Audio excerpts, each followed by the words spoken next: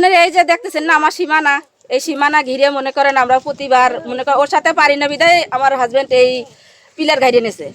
তো এই পিলারের দিয়ে আমরা আইলকোপা সবসময় চাষ করি। তো বলতেছি কি ওরে বিলে জায়গার এই জায়গায় আমরা বিলে কোপায় কাটিয়ে নিছি। আর আমি এই জায়গায় সবসময় মনে করেন ও ঝরগা করার একটা যে কোনো একটা অজুহাত খোঁজে।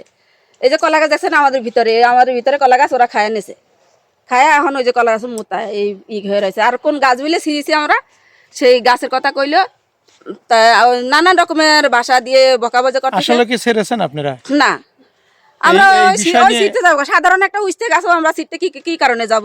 ওই উস্তে গাছকে আমার কোনো ক্ষতি, আমার বড় ধরনের ক্ষতি করতেছে সেটা নিয়ে তো আমরা কোনো কিছু করতেছি না। এই বুঝাইলে কার মারতে গেছিল? এই বুঝাইলে মারতেছিল আমার হাজবেন্ডের। কে? ওই রিপন। কয়টার দিকে এই ঘটনা? এই 11টা কি 11:30টার মতো এরকম। এখন আপনি কি চান? এটা সুস্থ বিচার চাই। আমার স্বামী তো প্রাণের ঝুঁকি আছে, আমার বাচ্চার ঝুঁকি আছে, যে কোনো ভাবে কোনো সময় ক্ষতি করে দিতে পারে। ও তো সন্ত্রাসী করে বেড়ায়। ও সব সময় দেখি ওর হাতে ছুরি, তারপরে হাইসো নিয়েও ঘুরে বেড়ায়।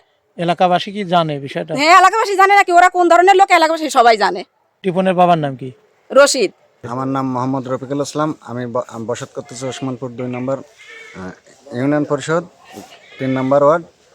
এই যে পাশের বাড়ির হচ্ছে গা আইল ঠেলাঠেলির কথাও নিয়ে ঝইঝরকা করি। ধরেন যে নাম কি? তার নাম হচ্ছে রশিদের ছেলে রিপন এবং রশিদের স্ত্রী ছিল। থাকার পরে ধরেন যে ওরা 2 মাঝিক ঝোর কাটাকাটি করতেছে। পরে এইদিকে তাকা বলেন। পরে হচ্ছে পরিবারের সাথে 2 কথা কাটাকাটি হয়, ঝইঝরকা হয়। তারপরে হচ্ছে গা রিপন ওনার ছেলে রশিদের ছেলে রিপন উনি হচ্ছে গা বাইরের থেকে কোনে কাজে নাকি ছিল, সেখান থেকে আসে সোনা নাই মেলা নাই ধরেন যে বাড়িতে আসে একটা এই যে রডের সাথে যে ভোঁজালি এই আপনারা দেখতে পাচ্ছেন, এই ভোঁজালিটা নিয়ে হচ্ছে গা লোক সমাজের ভিতরে ছুটে চলে আসে হচ্ছে গা আমার গায়ে গিটে মারার জন্য। তবে লোকজন ঠেকা দেওয়ার কারণে আমার গায়ে হচ্ছে গা লাগি নাই, লোকজন ঠেকা দিয়েছে। কে বুঝালি নিয়ে আসছিল? কে? এটা হচ্ছে রিপন নিয়েছিল, রশিদের ছেলে রিপন। কয়টার দিকে এই ঘটনা? এটা আনুমানিক 11:30 হবে কি 11টা 11:15 এরকম হবে। কি নিয়ে এই বিরোধ? বিরোধ হয় যে বাড়ির পাশে বলে আমি তার জমির আইল ঠেলি, তারপরে কিটা হচ্ছে গা মাটি কাটি নিয়ে আসি, তারপরে হচ্ছে গা আপনার হচ্ছে গা উস্তে গাছ কেটা ছেড়েছে। এই নিয়ে হচ্ছে গা মেয়ে ছেলে ঝরগা হতে ধরেন যে এই পর্যন্ত চলে আসছে। আপনি এখন কি চান? আমি এখন কি চাই, আপনারা তো আপনাদের ডাকি নিয়ে আছে, আপনারা দেখতেই পাচ্ছেন যে কি একটা ভোজালি নিয়ে আমাকে মারতে আছে, সেটা আপনারা নিজেই দেখতে পাচ্ছেন।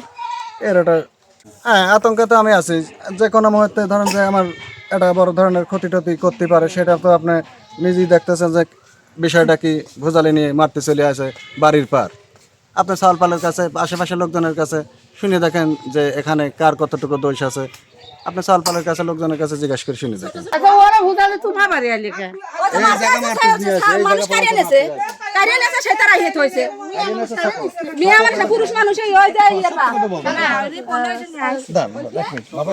আচ্ছা, এই বুঝাইলে যে এটা অস্ত্র, এটা কে নিয়ে আসছিল মারার জন্য? মানে কি জ্ঞানজন কিছু বাড়তে বাড়তে আমরা আসে দেখি অনেক ঝগড়া বাজছে। পরে দেখি যে ওই ভাইয়াই ওই কুটা নিয়ে আইছিল, আর এই ভাই এমনি ছোট একটা লাঠি নিয়ে আইছিল। ওই বুঝাইলে টাকা আমরা কারাকারি করছি, ওই ভোজালে ওই রিপন ভাই আসছিল। রিপনের? জি, তখন আমরা সবাই কাইরে নিচ্ছি, পরে গায়ে লাগতে পারি। এ বিষয়ে রশিদের ছেলে রিপনের কাছে জানতে গেলে রিপনের মা বলেন রিপন বাসায় নেই।